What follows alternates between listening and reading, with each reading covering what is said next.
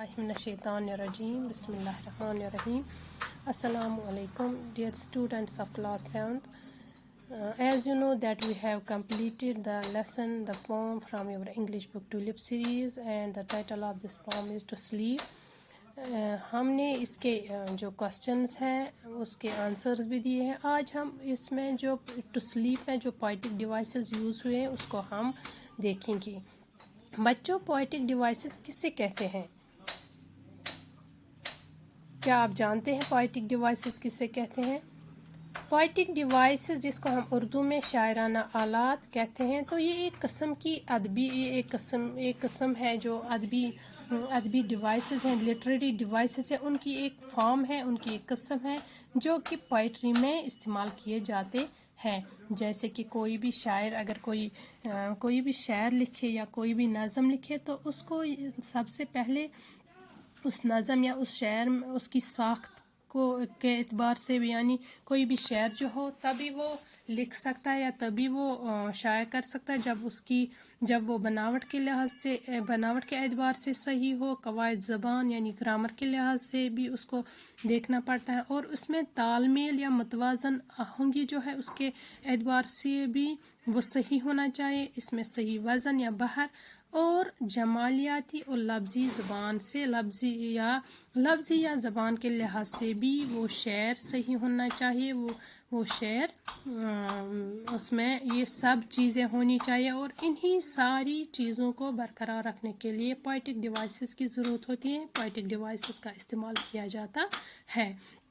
यानी कि poetic device वो आलात है जो नज़म में साख्त, नज़म की बनावट, ग्रामर के हिसाब से, कवायद ज़बान के लिहाज से, एतबार से, तालमेल या सही वज़न और जमालियाती और लफ्ज़ी तौर पर सही हो. तो इन्हीं चीज़ों को इस्तेमाल किया जाता है, इन्हीं पोएटिक डिवाइसेस को यूज़ किया जाता है ताकि ये सब चीज़ें सही से हों.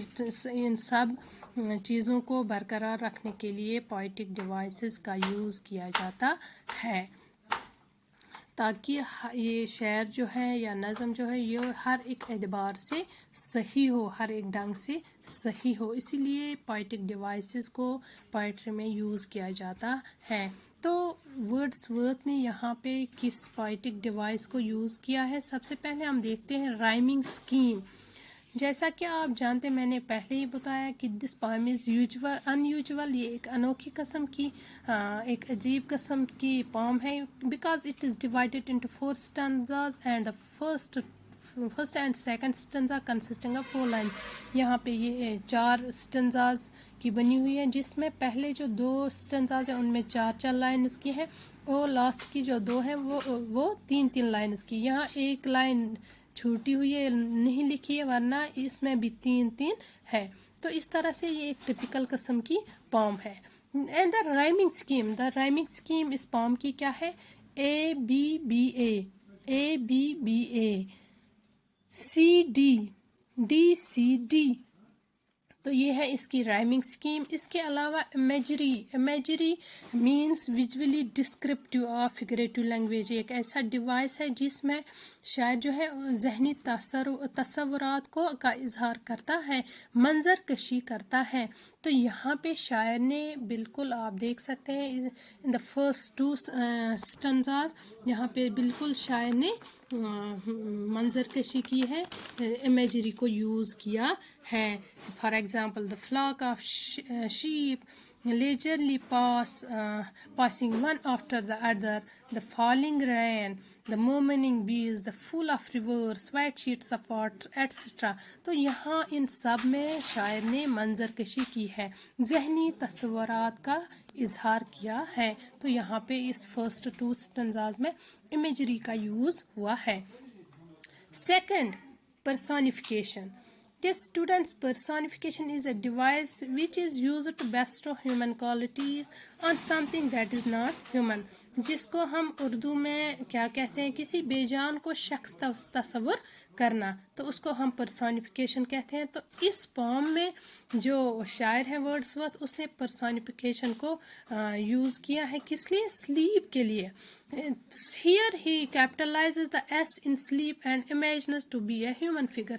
یہاں پہ تھرڈ سٹنزا میں شاعر نے سلیپ کو پرسونیفائی کیا ہے, ایک شخص تصور کیا اور اس سے بات کر رہا ہے, ایک ہیومن فگر اس کو امیجن کیا ہے اور جس کے ساتھ وہ بات کر رہا ہے. تو یہاں پہ شاعر جو ہے وہ سلیپ سے بات کر رہا ہے, تو سلیپ کو اس نے پرسونیفائی کیا ہے. فورتھ سٹنزا میں بھی شاعر نے پرسونیفیکیشن کو یوز کیا ہے. تو یہاں پہ شاعر جو ہے he imagines it to be a mother giving birth as it does to new thoughts and providing refreshment to one's health as and when required. تو یہاں پہ بھی فورتھ سٹنزا میں dear mother of fresh thoughts کس کو کہا ہے؟ Slip کو کہا ہے شاعر نے. تو یہاں پہ بھی پرسونیفیکیشن کا یوز ہوا ہے. یہاں پہ بھی شاعر نے سلیپ کو as a human as a figure of human تصور کیا ہے, جس کو شاعر نے the mother of fresh thoughts کہا, جو کہ ایک انسان کو کیا کرتی ہے؟ تر و تازہ کرتی ہے, ریفریشمنٹ پرووائڈ کرتی ہے اور اس کو نئی سوچ کے ساتھ ایک نئی سوچ اس میں پیدا کرتی ہے. سو دا poet uses here personification. Another device is apostrophe. This student's apostrophe is a figure of speech in which the poet addresses an absent person, an abstract idea or thing, and poets may apostrophize a beloved, the muse, God, love, time, or any other thing that can't respond in reality. تو اپسٹرافی کو ہم اردو میں خطابت کہتے ہیں, یعنی یہ زبان کا ایسا اسلوب ہے جس میں کسی شائع جگہ, کسی مجرد خوبی, خیال, مردہ یا غائب کو اس طرح سے مخاطب کیا جاتا ہے جیسے کہ وہ سامنے ہو, موجود ہو اور ہماری بات سمجھ رہا ہو.